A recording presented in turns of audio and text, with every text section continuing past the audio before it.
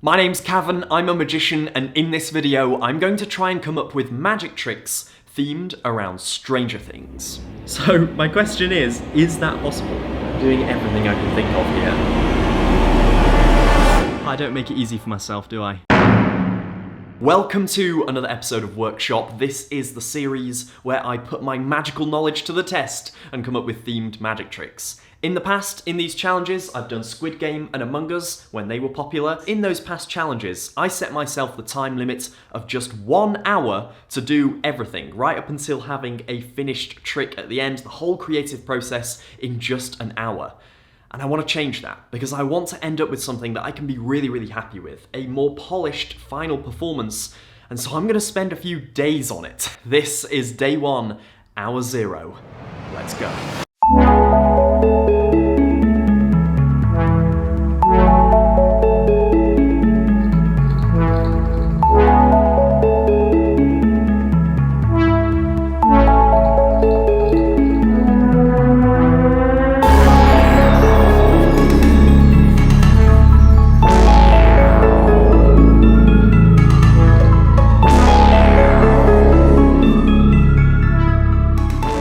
Alright, so it is day 1 of the challenge, and so far today, literally all I've done is try and come up with ideas. Not really filmed much of that, because it would just be me writing in a notebook, but I can take you through some of the ideas that I've had. And just for me personally, the way I like to do this is I like to start with the effect. I like to start with what the trick will be, rather than how I'm going to do the trick. So the sort of methods and secrets and all that sort of stuff I tend to leave for afterwards. First major one that I've been thinking about is the idea of the upside down, which is the sort of dark alternate reality of our world in Stranger Things. And just off the top of my head, the first idea I had to do with this was to do with my playing cards. So this right here is the original dystopian deck, it's the red one, and then this is the dark dystopian deck, which when you think about it, is kind of like a dark, alternate version of the other decks. So if there's a way that one deck can represent the upside down, and another deck represents the real world, and somehow they're connected, maybe a card goes from one to another and changes in some way. And of course, with all of these tricks, they are very much in their early stages. These are all very half-baked ideas, so don't worry if you're listening to this and thinking,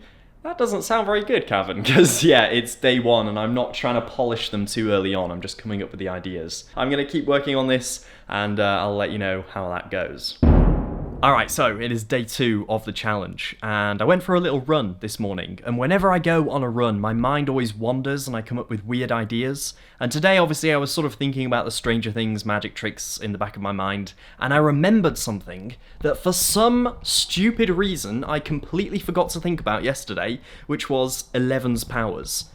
It is the most obvious thing in the show to turn into a magic trick, and for some reason yesterday it completely slipped my mind. One of the ones that I really want to start with is the Coke can crushing, because that is almost like a piece of close-up magic on its own, like having a Coke can, just staring at it and having it crush. That would be an amazing magic trick. I know there's a science experiment where you heat up a Coke can, turn it upside down in cold water, and it does a similar thing, it crushes, but I don't know if that's just too science-y. I just want a way of looking at it and having it crush by itself. And then I'm also thinking about 11's other power, where she can know what other people are doing, and there's a trick in that, I'm sure. So, yeah. Oh, there's a lot of tricks to think about. This is really difficult. I don't make it easy for myself, do I? Alright, today's mission is to get some tricks finalized. So the upside down card trick is almost there, just needs a few more tweaks. And then I also really want to do a trick with these. I really want to do a trick that is reminiscent of the thing that happens in series 1, where the string lights light up individually and spell a word out. Only issue is, I have no idea where to start. I know nothing about electronics in this way. I have literally no clue how to make this happen.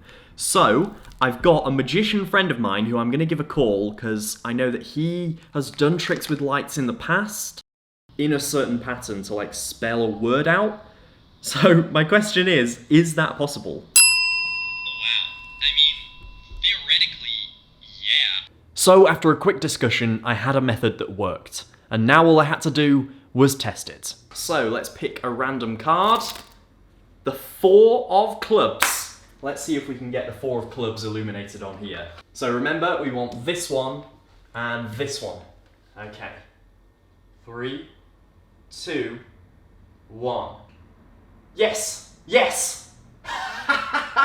Oh my god. The next thing I want to try is having just the ones I want illuminated and the rest not illuminated at all. But it wasn't long before I hit a major problem.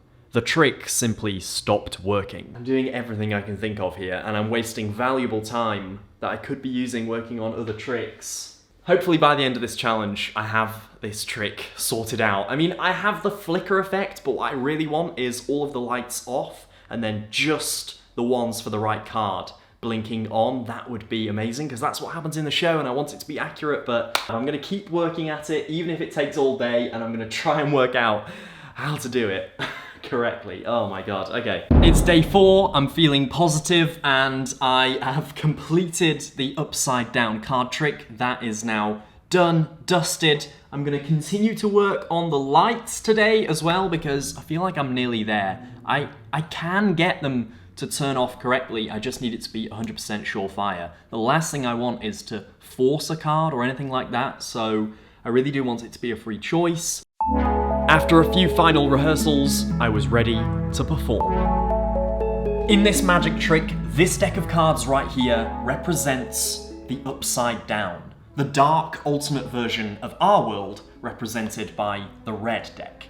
And what we're gonna do is we're gonna select a resident from Hawkins. So we'll do this just by picking a random card from the middle of the deck, in this case, the 9 of diamonds. And the 9 of diamonds represents Will Byers. And you can see as the card travels from the real world into the upside down, impossibly. And if I spread the deck out, you can see it really is lost in the upside down, the very same 9 of diamonds. Now, we can return Will home, of course. We can reunite it with the red deck, and you might think that everything is okay. But actually, the very essence of the upside down has infected the real world, and now every single card is blank.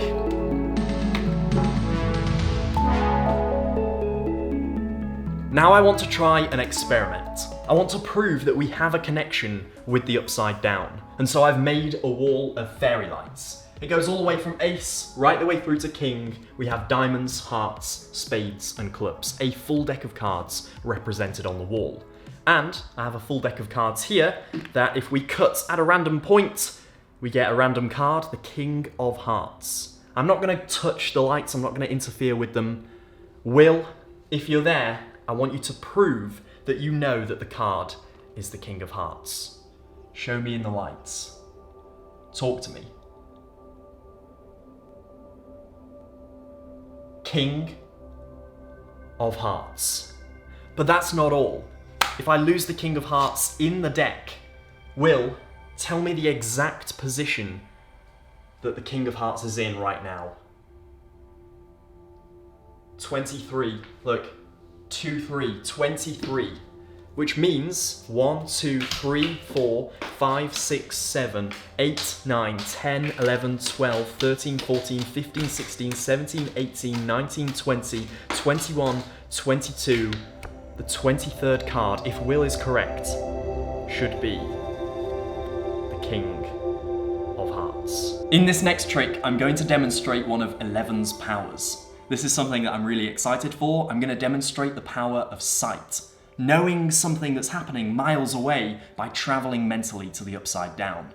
And for this, I am going to use a deck of cards. Now, for the magicians watching, and for everyone else, just know that this deck is completely ungimmicked. It's just a normal deck of cards. If you were here in the room, I could hand it to you. You could shuffle, you could examine. It's not gaffed or gimmicked or marked. There's nothing on the cards denoting what they are or anything like that. It's just a deck of cards, so trust me on that.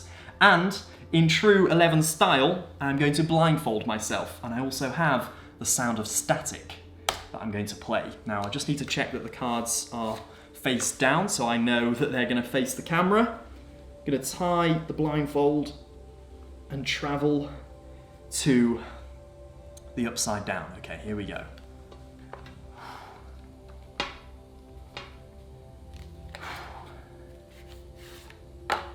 Okay.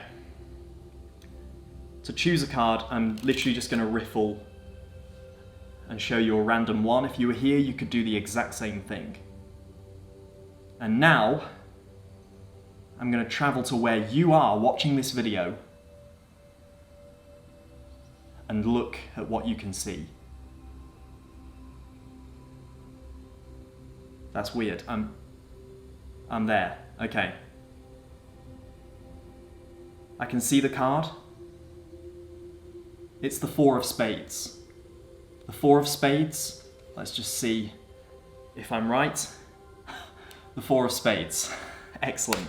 I can stop the static now. I even have blood coming out my nose. What the hell just happened? So, there we have it for this video. I really hope you enjoyed this one. I had an absolute blast making this, and I spent a lot of time working on this video, so I would really appreciate if you click the thumbs up button down below. That massively helps the channel out. And if you are new, make sure to subscribe, stick around, and if you like magic, or you're a magician, or you want to be a magician, then I teach magic, talk about it, react to it, review it, create it, all things magic. So if that sounds like fun, stick around, and I will see you in the next one.